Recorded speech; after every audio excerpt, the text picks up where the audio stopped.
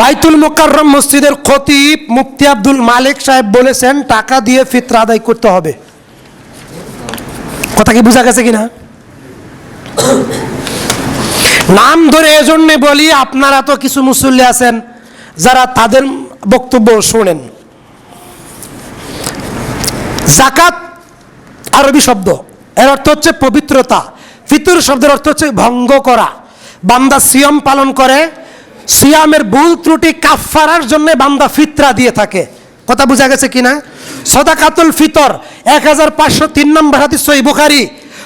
স্বাধীন পুরুষ, নারী, গোলাম, ছোট বড়, বৃদ্ধ, সুস্থ অসুস্থ, গরিব মিসকিন ধনী সবার উপর এক সা পরিমাণ সাদাকাতুল ফিতর খাদ্য দ্রব্য আদায় করা ফরজ।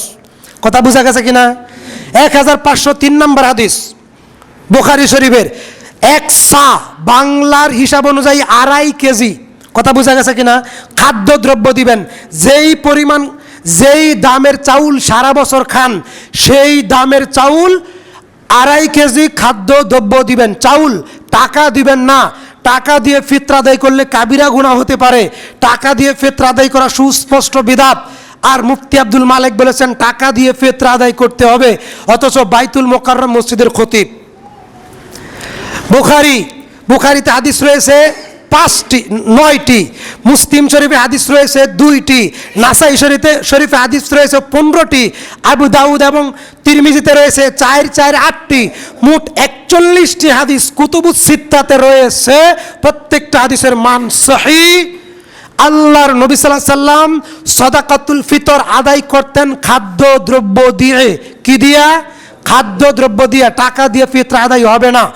আর ফিতরা আদায় করার উত্তম সময় হচ্ছে আল্লাহর নবী আদায় করতেন ঈদের নামাজে যাওয়ার আগে, আর সাহাবায়ে কেরাম আদায় করতেন 27 লাইলাতুল কদরের 27 রজনীর পরে। কথা বোঝা গেছে কিনা? আল্লাহ তাআলা আমাদেরকে এইভাবে সঠিক আমল করার তৌফিক দান করুন, আমরা বলি আমিন। ওয়া মা আলাইনা ইল্লাল বালাগ ওয়া আখিরি দাওয়ানা আলহামদুলিল্লাহি রাব্বিল আলামিন।